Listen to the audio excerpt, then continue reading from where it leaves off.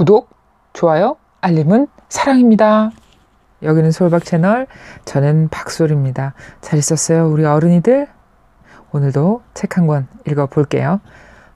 지난 시간에 그 행복, 사랑, 그 흔함에 대해서 얘기하다가 그 단어의 흔함, 나는 꼭 행복해야 하는가 에세 읽어드렸는데 일상의 평화로움 많이 느껴보셨는지 모르겠어요.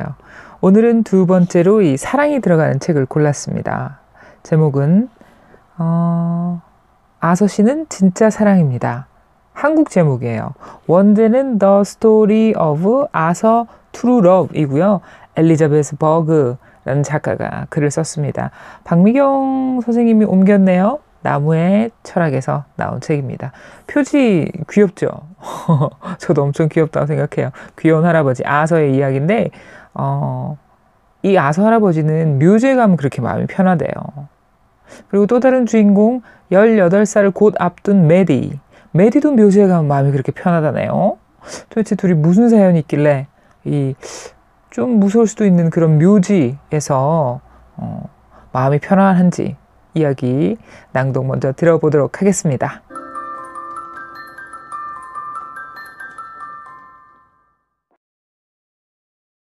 놀라가 11월에 세상을 떠나고 벌써 6개월이 흘렀다. 그런데도 아서 모지스는 날마다 놀라와 함께 점심을 먹었다. 버스를 타고 묘지에 와서 아내가 묻힌 곳까지 느긋하게 걸어갔다. 아무리 늑장을 부려도 놀라가 기다릴 테니까, 화내지도 않을 테니까, 꼼짝 않고서 그를 기다릴 테니까. 오늘은 애들레이드 마시의 묘비 앞에서 꾸물거렸다. 놀라가 누운 데서 두 줄 건너 10번째 묘비였다. 애들레이드는 1897년 4월 3일에 태어나 1929년 11월 18일에 사망했다. 아서는 그녀가 몇 살까지 살았는지 천천히 계산했다. 32. 혹시라도 틀렸을까봐 다시 따져봤다. 남의 무덤 앞에서 얼마나 살았는지 계산하면서 한 살이라도 빼거나 더했다가는 고인에게 누가 될 테니까. 아서는 언제나 계산에 서툴렀다. 수학에는 젬뱅이라며 수표장 정리도 늘 놀라에게 맡겼다. 이제는 어쩔 수 없이 그가 처리했다. 그런데 라디오도 켜지 않고 신경을 곤두세워 계산기를 두드려도 번번이 엉뚱한 숫자가 나왔다. 은행에 가서 도움을 청하기도 하지만 매번 그러자니 창피하고 번거로웠다. 저마다 타고난 재능이 있잖아요. 놀라가 생전에 그를 위로하려고 해준 말이다. 맞는 말이다. 아서는 머리 쓰는 일에는 서툴러도 몸 쓰는 일에는 능했다. 은퇴하기 전까지 공원 관리자로 근무했다. 뒤뜰 텃밭은 얼마 전부터 손을 놨지만 앞뜰에는 지금도 장미 정원을 멋지게 꾸며놓았다. 다시 따져봐도 애들레이드 마시는 확실히 32살까지 살았다. 애처로울 정도로 어린 나이는 아니지만 천수를 누렸다고 보기도 어려웠다. 한창 젊은 나이에 떠났으나 사랑하는 엄마라는 문구를 보니 가정은 꾸렸나 보다. 그런데 어쩌다 저 나이에 죽었을까? 아이를 낳다 죽었나? 아서는 애들레이드가 가족을 위해 어떤 일을 하다가 변을 당했다고 생각했다. 평소 무척 건강했는데 뜻밖의 사고를 당한 것이다. 남편을 매료시킨 곱슬곱슬한 머리칼은 선명한 붉은색이었다. 어떻게 알았냐고? 아서는 그냥 느낌으로 알았다. 모자를 손에 쥐고 무덤 옆에 서면 신기하게도 고인의 생전 모습이 떠올랐다. 요즘 들어서는 더 자주 그랬다. 버스 정류장까지 오는 길에 지나는 빵집에서 빵 냄새가 솔솔 풍겨 나오듯 고인의 이야기가 아련히 새어나왔다. 아서는 주변 땅보다 살짝 내려앉은 무덤을 지그시 바라봤다. 그러자 애들레이드가 생전에 가장 아끼던 하얀 레이스 드레스가 보였다. 두 눈은 크기가 달랐고 연갈색 눈동자는 너무 옅어서 홍차를 연상시켰다. 목소리가 높고 맑았지만 애들레이드는 남편 앞에서 노래 부르는 일을 부끄러워했다. 그래도 잠자리에 든 뒤 남편이 청하면 언제나 노래를 불러줬다. 죽기 전날 밤에도 남편 옆에 누워 잔인, 난 라일락 꽃피던 시절이 그리워를 들려주었다. 애들레이드는 어머니가 약혼할 때 꼈던 다이아몬드 반지를 가느다란 금줄에 끼워 걸고 다녔다. 반지가 너무 작아 손가락에 맞지 않기도 했지만 어머니 반지를 심장 가까이 두고 싶었기 때문이다. 힘든 집안일로 손마디가 굵어지고 빨개졌다. 아이들을 씻기느라 욕조 쪽으로 허리를 굽힌 탓에 등이 쿡쿡 쑤셔댔지만 절대로 남의 손에 맡기지 않았다. 물속에서 장난치는 아이들의 모습이 너무나 사랑스러웠기 때문이다. 아이들은 머리칼이 젖어 머리에 찰싹 달라붙고 욕조의 온기로 뺨이 발그레했다. 물장난에 실증난 아이들이 물을 뚝뚝 흘리며 일어나면 애들레이드는 커다란 새가 날개를 펼치듯 수건을 활짝 펼쳐서 감싸 안았다. 그런 밀착감을 무척 좋아했다. 그런데 수건은 무슨 색이었지? 파란색이었나? 아닌데. 정말 무슨 색이었지? 더 이상 떠오르지 않았다. 오늘은 거기까지였다. 아서는 모자를 다시 썼다. 애들레이드 마시의 묘비 쪽으로 모자를 살짝 기울인 다음 걸음을 옮겼다. 호레이스 뉴턴, 에스텔 맥린, 아이린 서터, 에이머스 해머. 놀라의 무덤에 이르러서 아서는 접이식 의자를 펴고 조심스럽게 앉았다. 의자 다리가 땅속으로 약간 들어갔다. 의자가 단단히 고정된 뒤에야 점심 도시락을 무릎에 펼쳤다. 오늘은 달걀 샐러드 샌드위치였다. 마요네즈로 버무린 달걀을 보면 의사가 한마디 할 것 같았다. 소금까지 솔솔 뿌린 사실을 알면 눈을 부라릴 것이다. 의사는 아서의 일탈을 곧잘 알아차렸지만 간혹 놓칠 때도 있었다.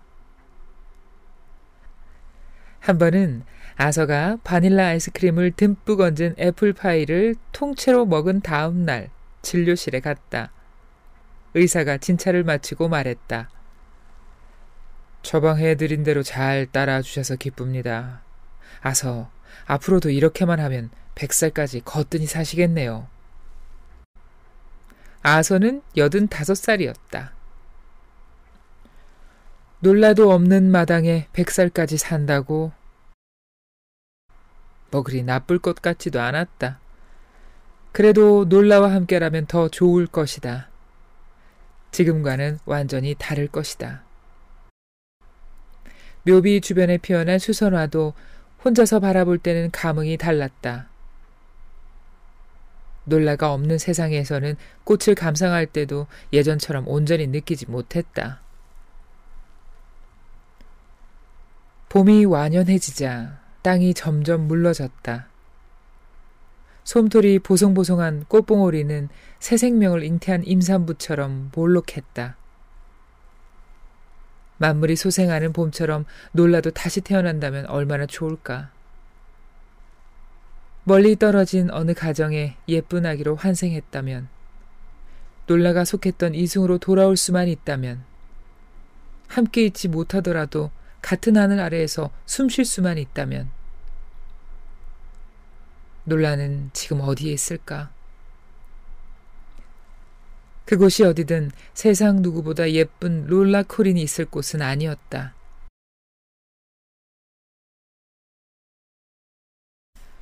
어디선가 까마귀 우는 소리가 들렸다. 주위를 둘러보니 새가 몇 미터 떨어진 묘비에 내려앉아 부리로 깃털을 다듬고 있었다. 까악. 아서가 반갑다며 새 소리를 따라하자 녀석은 푸드덕거리며 날아가 버렸다. 아서는 등을 펴고 구름 한 점 없이 청명한 하늘을 바라봤다. 한 손으로 뒷목을 잡고 꾹꾹 눌렀다. 긴장이 풀리고 시원했다. 목을 계속 주무르며 드넓은 묘지를 휘 둘러봐도 사람은 그림자도 보이지 않았다. 방대한 땅의 주인이라도 된 것 같아 괜스레 뿌듯했다. 아서는 샌드위치를 한 입 먹고 자리에서 일어났다. 놀라의 묘비 앞에 무릎을 굽히고 앉았다. 묘비를 잡은 손에 힘을 주면서 눈을 감았다. 주르르 눈물이 흘러내렸다. 잠시 뒤 아서는 다시 의자에 앉아서 샌드위치를 마저 먹었다. 아서가 의자를 접고 막 떠나려는데 근처 풀밭에 젊은 여자가 보였다.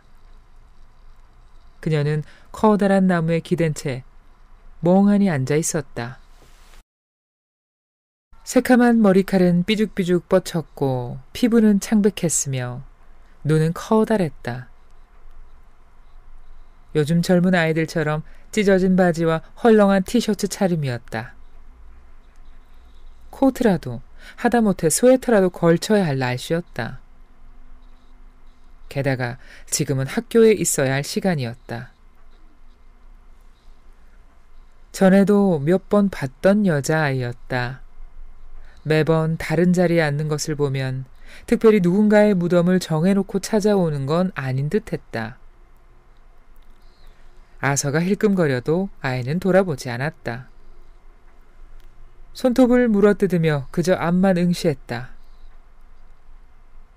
14살? 15살? 아서가 무심결에 손을 흔들었다. 그러자 겁이라도 먹었는지 여자아이가 손으로 입을 가렸다. 아서는 아이가 도망칠까봐 얼른 고개를 돌렸다.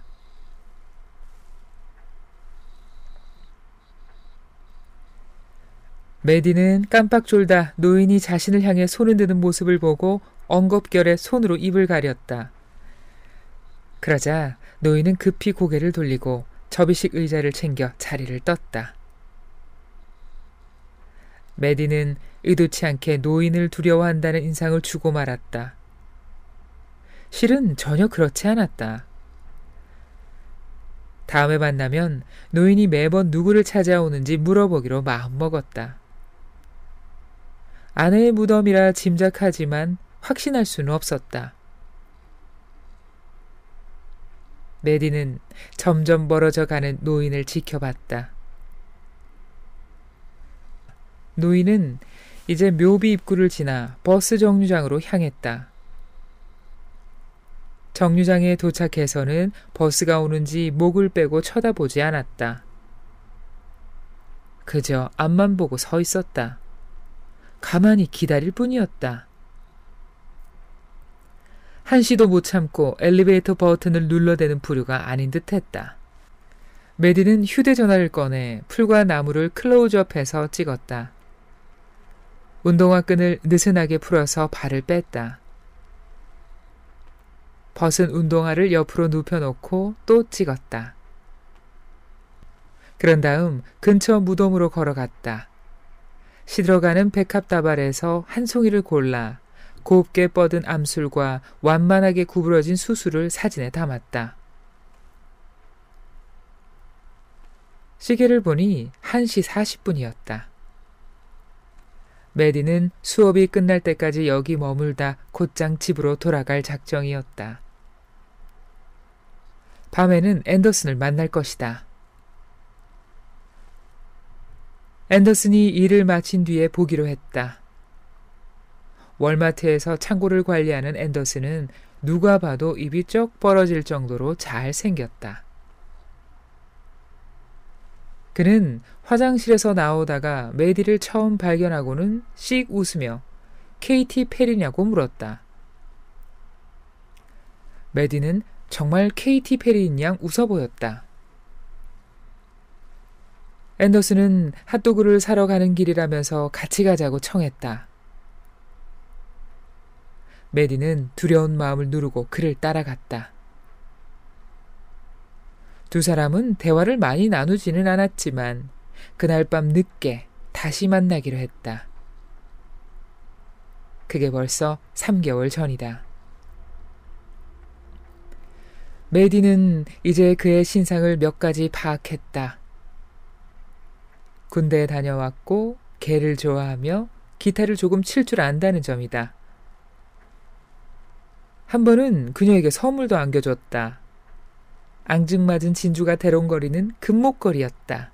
메디는 그 목걸이를 한 번도 풀지 않았다. 메디는 등을 기대고 서 있던 나무를 타고 미끄러지듯 앉았다. 무릎 사이에 휴대전화를 고정하고서 길게 늘어선 무덤을 촬영했다. 사람들은 묘지에 오면 서글퍼진다는데 메디는 오히려 마음이 편해졌다.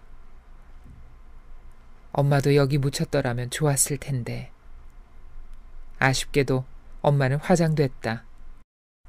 전에 라디오에서 어떤 남자가 묘지는 그야말로 분주한 곳이라고 말했는데 메디는 그 말에 전적으로 동의했다. 묘지는 정말 분주한 곳이다. 지난번에 앤더슨을 만났을 때 메디는 그 이야기를 하고 싶었다.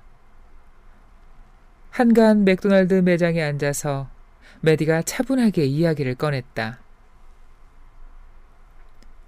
묘지에 갈 때마다 만나는 어떤 노인이 죽은 사람에게 어떻게 이야기하는지, 라디오에서 어떤 남자가 뭐라고 했는지, 묘지에 가면 마음이 얼마나 편해지는지, 묘지가 얼마나 멋진 곳인지 찬찬히 설명했다. 그러자 앤더슨이 말했다. 참 별난 계집애네. 그 말에 메디는 가슴이 내려앉았다. 처음에는 꼼짝 않고서 그가 프렌치 프라이를 먹는 모습만 지켜봤다. 그러다 한참 뒤에 억지로 웃으며 말했다. 내가 그런 면이 좀 있죠? 그나저나 프렌치 프라이 좀 집어 먹어도 돼요?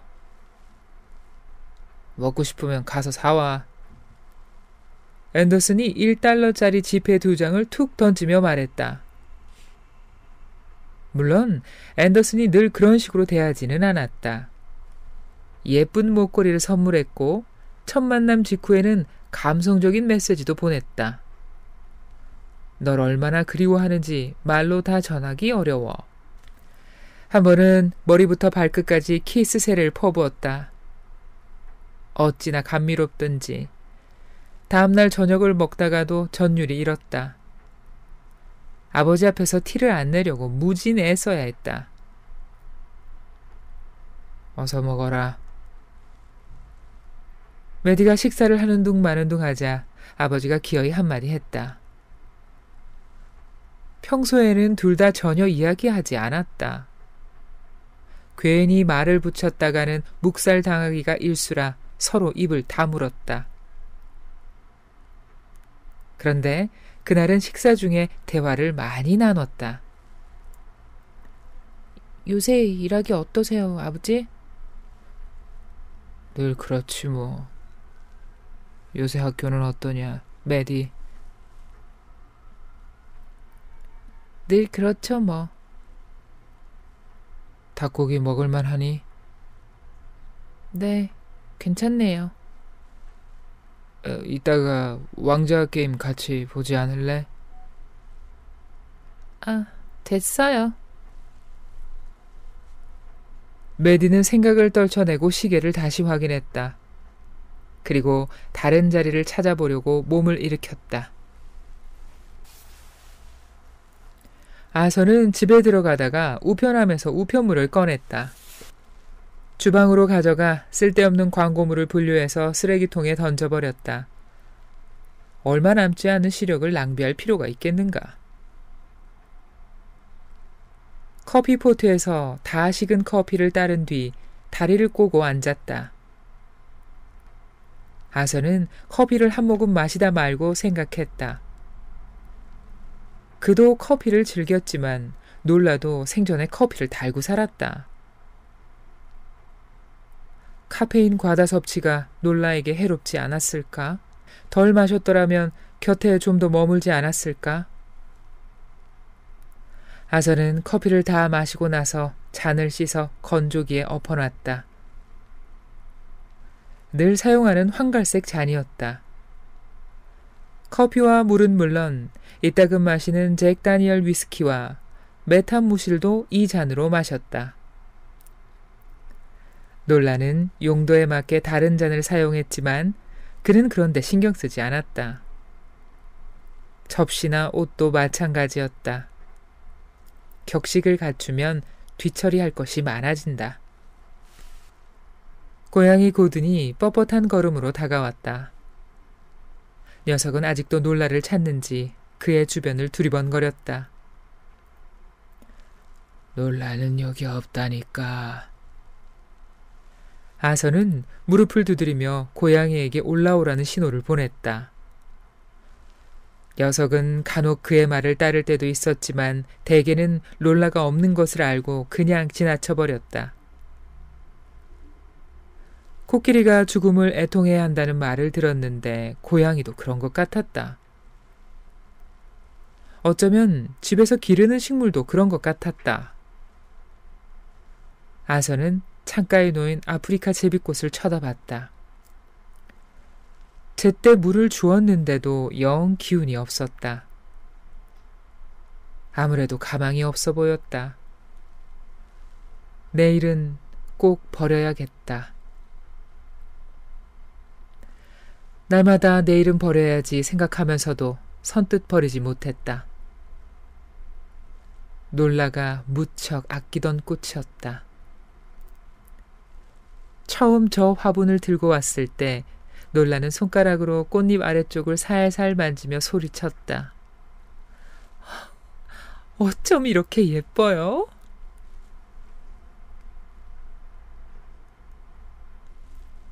개밥처럼 보이는 통조림 스튜로 저녁을 때운 뒤 아서는 위층 침실로 올라갔다. 침대보가 깔끔하게 펴지지는 않았지만 못 빠질 정도는 아니었다. 그가 직접 침대를 정리하는 모습을 놀라가 봤다면 무척 기뻐했을 것이다.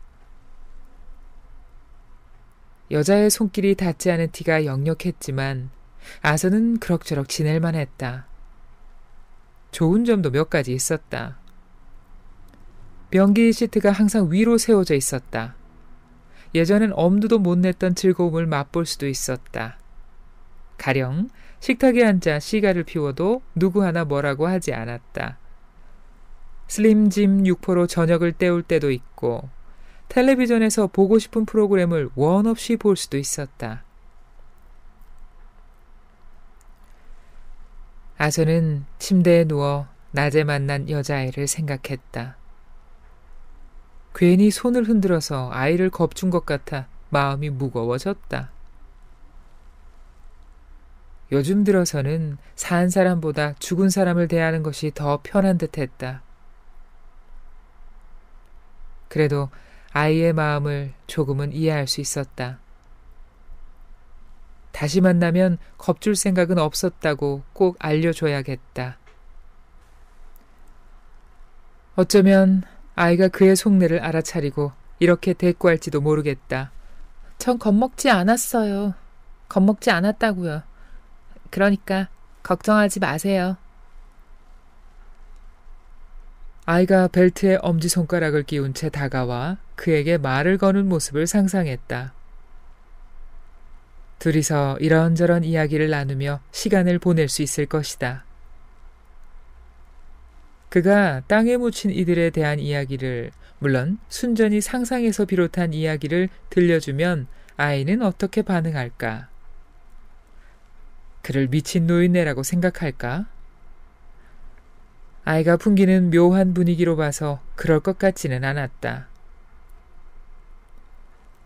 아서는 아이의 코에 걸린 고리가 코딱지 같아 영 거슬렸다. 그런 고리를 걸고 있으면 아프지 않은지 꼭 물어보고 싶었다.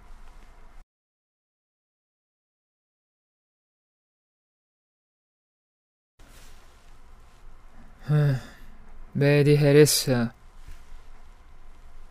메디가 교실에 들어서자 라이언스 선생님이 메디를 호명했다. 뭐라고 더하지는 않았지만 메디는 무슨 뜻인지 훤히 알았다. 어제는 학교를 빼먹었다. 특별히 아픈 데도 없었다. 선생님은 그 사실을 다 아는데도 별 말이 없었다. 그저 팔짱을 낀 채 의자에 깊숙이 기대고서 메디가 자리에 앉는 모습을 지켜봤다. 라이언스 선생님의 성은 로열이었다. 라이언스 로열. 메디는 그 이름이 너무 우습다고 생각했다.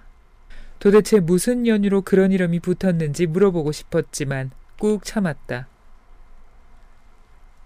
선생님은 백발이 성성하고 피부가 유난히 창백했으며 몸이 뚱뚱한 편이었다. 메디는 살집이 제법 있는 사람을 좋아했다. 왠지 접근하기가 더 수월했다. 선생님의 손목시계 줄은 고르지 못한 치열처럼 꼬여 있었다. 선생님은 겉모습에 전혀 신경 쓰지 않았다. 오로지 가르치는 일에만 집중했다. 특히 생소한 단어를 많이 알려줬다. 메디가 아주 좋아하는 히레스라는 단어도 알려줬다.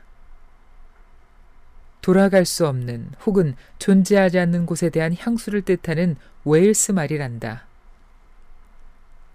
잃어버린 곳을 향한 절절한 그리움을 뜻하는 노스텔지어와 같은 말이다.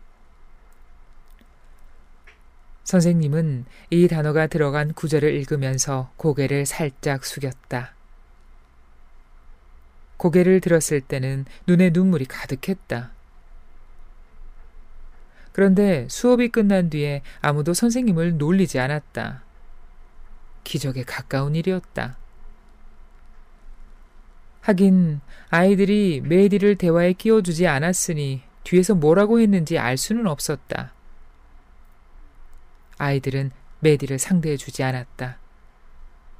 그래서 메디는 점심시간에도 혼자 샌드위치를 먹었다. 굉장히 맛있는 척하면서. 이제는 그마저도 건너뛰었다. 아이들은 왜 메디를 좋아하지 않는 걸까? 그만하면 얼굴도 예뻤고 유머 감각도 있었다. 멍청하지도 않았다. 그들은 메디가 무척 어울리고 싶어 한다는 걸 알았다. 어쩌면 그래서 더 안 끼워주는지도 몰랐다.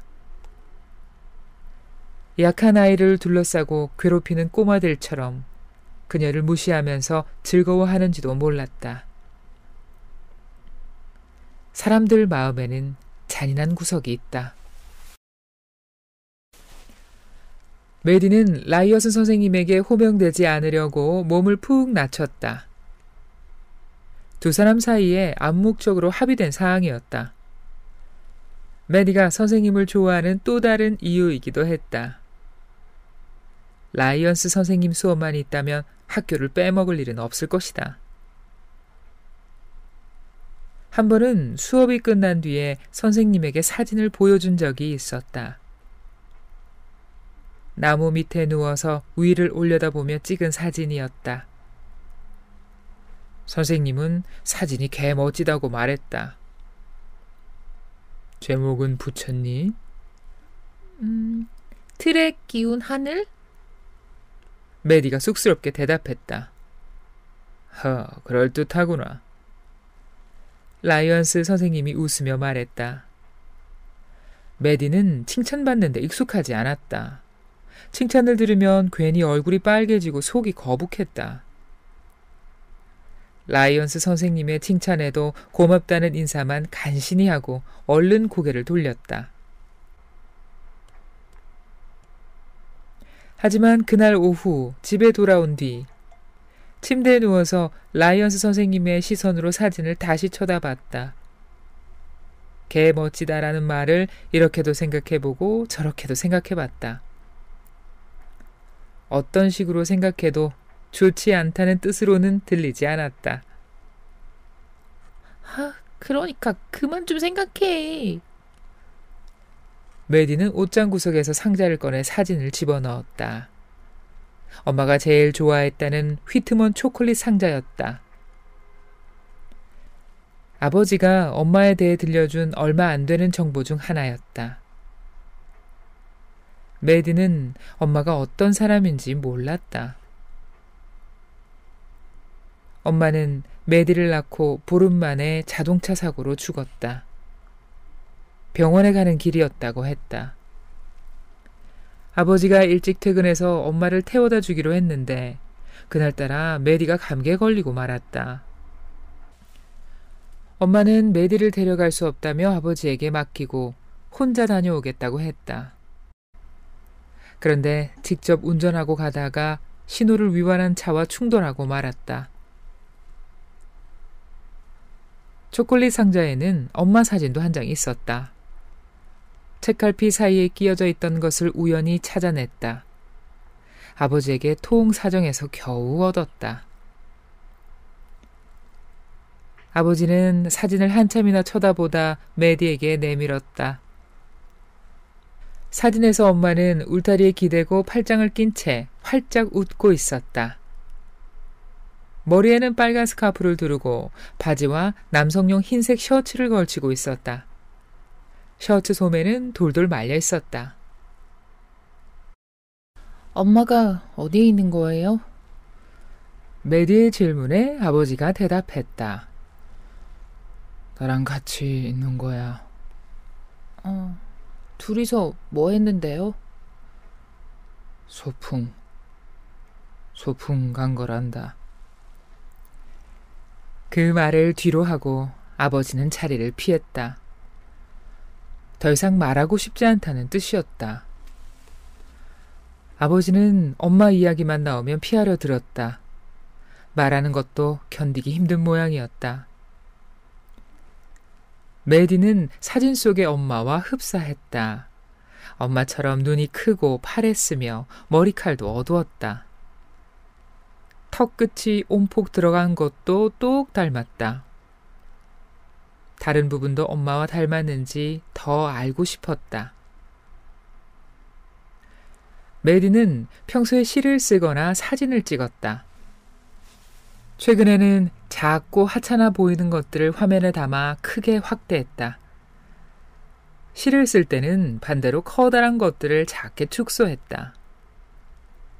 그런데 관심이 가는 것은 확실히 아버지에게서 물려받은 기질이 아니었다.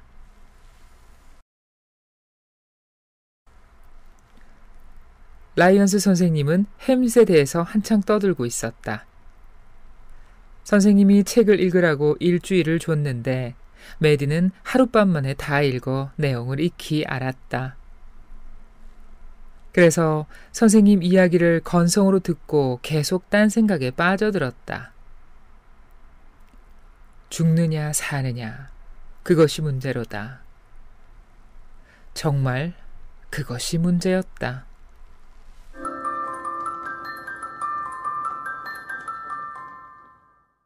네, 낭독을 들으셨습니다.